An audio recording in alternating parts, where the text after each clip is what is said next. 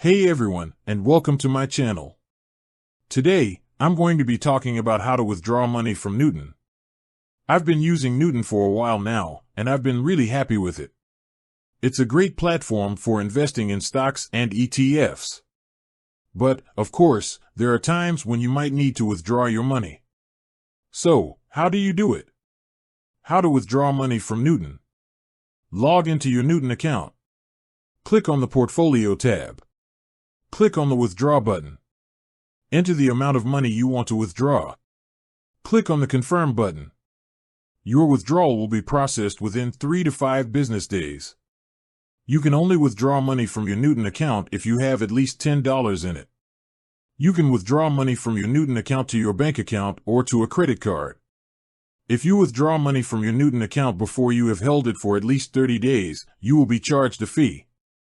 Withdrawing money from Newton is easy and straightforward.